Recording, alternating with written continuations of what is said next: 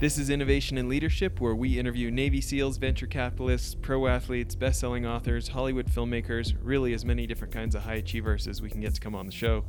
Today's episode is going to be from our mini-series that we created with Corporate Alliance, asking top CEOs and executives and entrepreneurs who have had very large exits, specifically about their thoughts on leadership and people. Also, I want to talk to you about one of our show's sponsors. I met these guys back on episode 6. CEO Zach Smith was telling me all about starting a skateboard company and how much he hated doing the bookkeeping for a skateboard shop, and how he really got led to start this business, Bookly, that's a hybrid combining bookkeeping software and human services. And I'll tell you why I let him become a sponsor. It's because I use their service now. I don't love paying $50 an hour for bookkeepers to do stuff that I know software could do way, way cheaper. But I don't love bookkeeping at all. So I want a real live human who knows what they're talking about to help me with the stuff I don't understand. Probably the straw that broke the camel's back for me, though, the thing that put me over the top, was that they could do my taxes and payroll also. So totally suggest checking them out. Go to their website, bookly.co, and check out their flat rates. I've been super happy with them. So now on to today's episode. On the last episode, we were talking a lot about people focus and how this shows up with your clients and running the business. Let's talk about, as a co-founder, let's talk about as an entrepreneur, your approach to the people that you rely on for, I mean, being in charge can be a lonely position. Talk to me about that from your experience. Well, I think that the relationships that I have with my chairman, with my CRO, who's my number 2, and also, co-founder in this, means so much to me. And we look at each other as peers and support each other, and I think are a really good, collaborative team, which I haven't always had in businesses that I've been on management teams in before. So it's something I'm really grateful for, and have just recognized the value of that dynamic, and having a really productive mixture of personalities where we can get a lot done and have a good time doing so. So my question, I think, follow up to that is thinking about how to not end up just sitting around the boardroom table drinking your own Kool-Aid of how smart we are, right? Yep. When you think about knowledge acquisition and you guys, figuring out what the other leaders are doing out there and what you can learn from it and stuff, what's kind of your go-to sources? Where do you like to start? Who are your peers? How do you get out there? What do you like to do? Yeah. What I like to do, I have so many great friends who either I went to school with or have been great friends since, or who I've, met along the path, who are in similar or even different do you have roles. An example of one? One comes well, to mind? Yeah. So it's one that comes to mind. My closest friend is Susan Peterson. She runs Freshly Picked Baby Moccasin Company. We were both introduced because all of our, guy friends in the business world looked at each other and said, "Hey, you're 2 women, you in business, you guys should meet." And we kind of rolled our eyes and laughed, like, "Okay, fine, we'll go to lunch." But but in that, I've really appreciated the relationship, and that I call her sort of my personal board of advisory, that someone who's in a similar space, who's a woman in the business world here, and helps me keep my head on straight. I was just on a panel with her recently, and for just hockey stick type success, she doesn't seem to take herself too seriously, huh? Oh yeah, she has a good time. Yep. And I appreciate that. And the people who I try to surround myself with are people who don't take themselves too seriously, are humble in nature, and have a good time, because isn't that why we're doing this, Yeah. Well, and let's think about that. I mean, every business is a people business. I've never gotten, at the higher levels of an industry and heard somebody say that this is not a tight network of people who know each other. Yeah. Right. Yeah. So specifically in the event business, I'm guessing that so-and-so with some multi-million dollar ranch who had a good experience with you makes it more likely their friends willing to sign up. Yep. That's true. Any insights of having played that game of, building a relationship or closing a client, it's all kind of the same, but it's always a little bit of a different recipe when you're in a different industry too. Yeah. Anything that people from outside your space wouldn't understand about or wouldn't naturally know? Gosh, this space is so fractionalized, which is why we're doing what we're doing here, is really working to build that marketplace, so that our customers have options. And so I think what's actually going on in this industry right now is taking learnings from other industries and recognizing that we can take those and apply them to this industry that hasn't evolved really in decades. And it's very fractionalized. Things are kind of done as they've been done for a long time, but yet other industries have evolved pretty significantly. So that's one of my areas of focus, is taking not just innovation for the sake of innovation, but innovation of best practices out there for evolved marketplaces and industries, and bringing that into Duo and the event venue business. Yeah. So you referenced Airbnb before. Yes. Right? And so a lot of us can think about the technology that might be required for that and this kind of stuff. Yeah. What human aspects are involved in learning from somebody like that and applying it to yours? The human aspects of learning from these other industries. Like Airbnb. Let's take Airbnb. Yeah. We can think about having the technology and having the website and this, those kind of things. Mm-hmm. What are the human or the leadership aspects of either getting your staff used to it or getting your clients used to it, or what does it take on the human or leadership aspects of something like that? Yeah. Well, I think that I mentioned not just innovation for the sake of innovation, the human element, doesn't it weave throughout all that we're doing, or should, right? And so I think that human element of, well, what is needed in evolving an industry, and that should really be rooted in the human element of that industry. So for us, that human element comes from understanding, well, what would benefit our customers? Not just bringing something in because it's cool in another industry, but what would be helpful here? And so, for us, it's actually not necessarily automated reservation system, because guess what? Customers don't want to spend $10,000 and book that online. They want to talk to us. They want to get comfortable and share their ideas and make sure that they're booking the right thing. And so technology or evolution might not come from automated reservation system, but it might come from other areas we're focused on, like the system for communication, so that it's enabling that human interaction, but in a systematized way. So that's one thing we're working on just throughout our sales experience. And another, so you mean like less friction, so that communication is more efficient. People feel like they're getting their answers in a more timely way. Yeah, and we can communicate through different modes of communication based on what the customer wants. So some customers want to email. Some customers want to talk on the phone. Others want to text. Others want to do instant chat on our website, right? Instead of shoehorning them into the way you do things. Exactly. Being responsive. Yeah. So that's what we've been working on, is being able to capture our leads and learn from them what their desired method of communication is, and responding in that way. So, that comment I don't think is going to be earth-shattering to people who read business media, right? So how do you separate the difference between what we think our customers were like versus which of our hypotheses, which of our prototypes actually worked? Yeah. Well, I'm a numbers person, so my answer is this. It's determine the metrics that matter in your business. And as you're bringing on new processes, like we talked about, or evolving things, do your metrics change? Do they improve? Because if what matters to you is, let's say, lead generation, and you put processes together that don't impact lead generation, they impact something else, well, why do that? Right? So my answer is understand what matters, and track what matters, because that should be the driver for what you introduce or evolve or change. Yeah. Yeah. When you think about folks, maybe let's take somebody from a more bureaucratic background, less of a, been around more than a year, right? Yeah. And it's not fast moving. And maybe there's a lot going on because it's always been going on that way. Mm-hmm.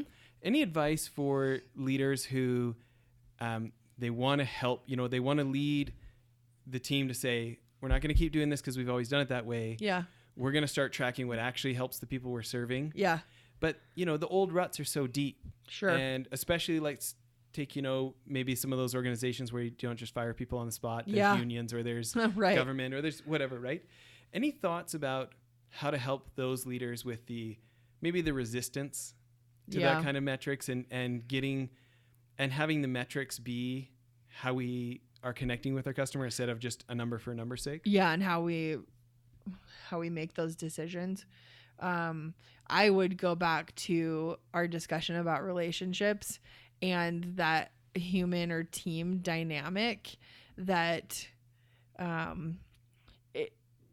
maybe even taking it on a one-on-one perspective where you talk to the team members and you recognize that, having others take ownership for that is going to help you get there versus you just holding a flag by yourself and waving it, but really working almost to campaign individually and bring people along, go with me on this, almost that approach of getting people to not just feel like they need to change because you want to. Yeah. Do you have any examples of in your own team of you wanted it this way, but you realized so-and-so maybe needed some more ownership over it? Anything that comes to mind of originally you were going to do it this way, but because of the people on your team, you decided to let them take more ownership or something? Yeah. I think that, our sales team, has 10 years of experience, many of the managers on that team. And I came in thinking and expecting a sales process that looked one way and having quote unquote best practices sort of proving to me, hey, we should do it this way. And I didn't have the knowledge of some of those finer details and nuances of this industry or the customer base we work with.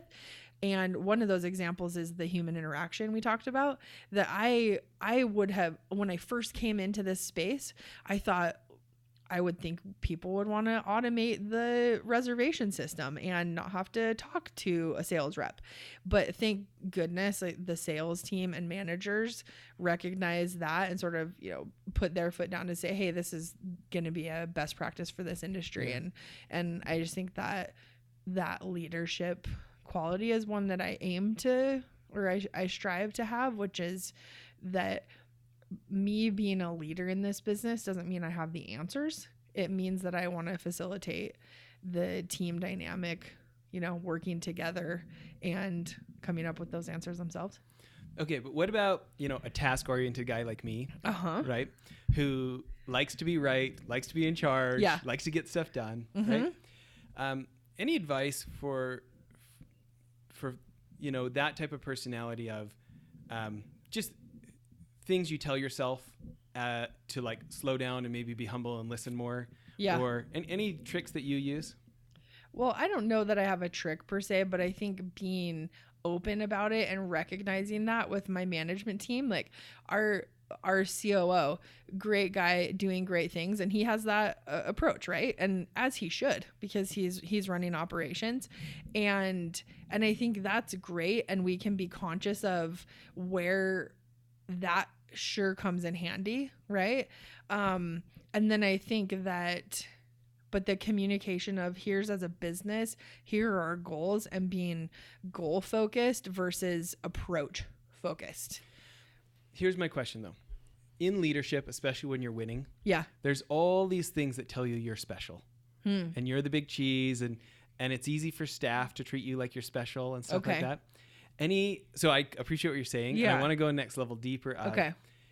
For any of us that have the temptation to want to just do it our way. Yeah. And we recognize maybe we're bulldozing people or railroading or, any oh yeah, that's my canary in the coal mine. I know I need to, bite my tongue and ask a question instead, or anything like that for you? You know what? Maybe not, because I think I have the opposite challenge, which is, you've heard of imposter syndrome. I think, which is almost the opposite of that, which is sometimes I'll feel like, gosh, do I really know what I'm doing here? I don't know what I'm doing, and I just want to not mess this thing up. And so I think I have the opposite challenge. Mm-hmm. And I would actually suggest you know, we've done 175 of these episodes. I've done, you know, our consulting firm has been doing this kind of stuff for years, right? Uh-huh. I would suggest that most leaders have a little bit of both at different times. Fair. And maybe that's a good point. Maybe we have a different higher ratio at different times. Okay. So let's talk about this one instead, though. Okay. At those times when it feels like, but I didn't get my CEO certification. I don't know if I'm allowed. Yeah. Do you have any go-to things, or is there somebody you call? Is there an audiobook you pull out? Is there any routine that helps you like get back on the horse? Yeah, and that's a great question. I think it's that community of people around me that I might, you know, call up Susan and say, do I know what the hell I'm doing? Or, you know, the advisors around me. So I think that's one. And then I think when I'm suffering more so from that imposter syndrome, it's me almost like touching base with my comfort zone. And my comfort zone might be, okay, I'm just going to pull out some metrics here. I'm just going to like build a little financial model here because I'm going to get in my comfort zone and like take a break real quick and then get back in. And so I guess maybe it's just that comfort zone of where I naturally go to in business management. Yeah. Yeah. But I like what you said about leaders generally likely have both of that, and the ratio of that changes over time. Yeah, you try to be in the middle, but you try to be in the middle. Directions. Yeah, and fair enough. Like there's definitely times where I might be in my comfort zone where I'm like, I get like I know what's going on here, and I'm gonna, you know, be the leader here, and how do you not become cocky in that? That I think is just maybe a day-to-day thing of starting each day off with, okay, what do I need to accomplish here, and what should my attitude be in doing it? You know? Yeah. You know, I'm glad that you brought up that, like, you know what your comfort zone is. Mm-hmm. The models, right? Where's my Excel? Okay. Deal structuring, okay. And yeah.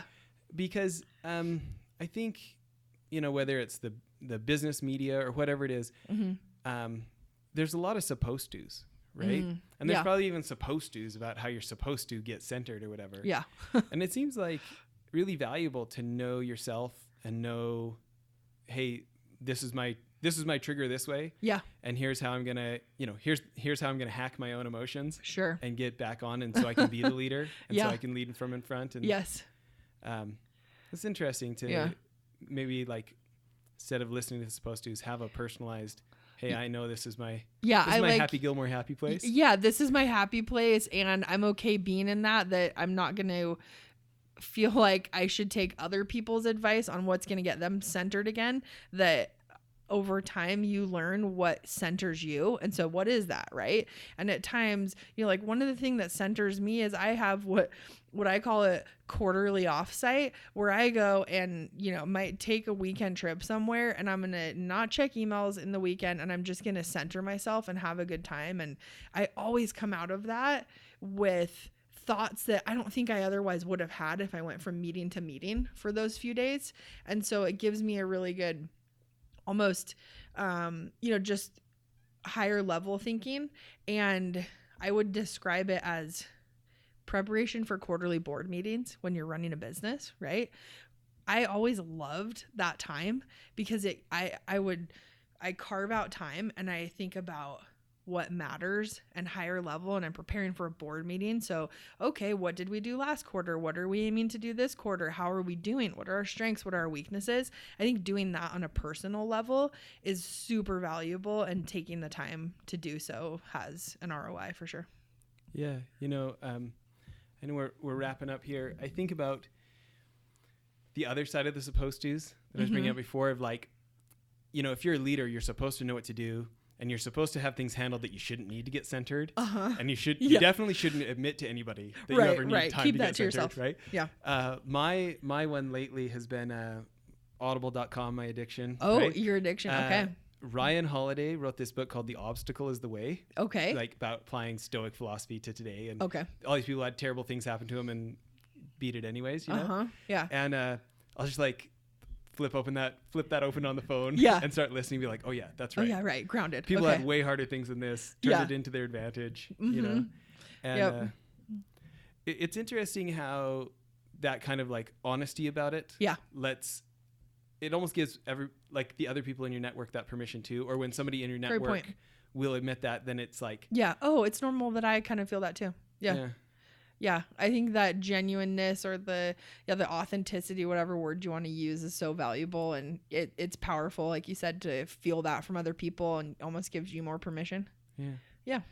Well, listen, Great. let's close this off with something like either the best advice you've ever received or one of the most helpful concepts that has worked for you, or Okay. Well, here's one thing that comes to mind. I'm not sure I'd give it the number one because I have a lot of things that have been really valuable to me. But when I joined Dolphin Capital, it was before we had raised the fund, but the concept was, let's be a private equity fund. And I had another job lined up, and the partner who offered me the position at Dolphin Capital said, so what were you going to make in the other firm? And I gave the number, thinking in my head, oh, he's going to increase it by 20% or something. And he returned with a number, okay, great, and reduced it by, call it 30%. And almost is kind of laughing, but to say, hey, don't do this because of money. Do this because you want to get this experience, or in my words, acquire this experience.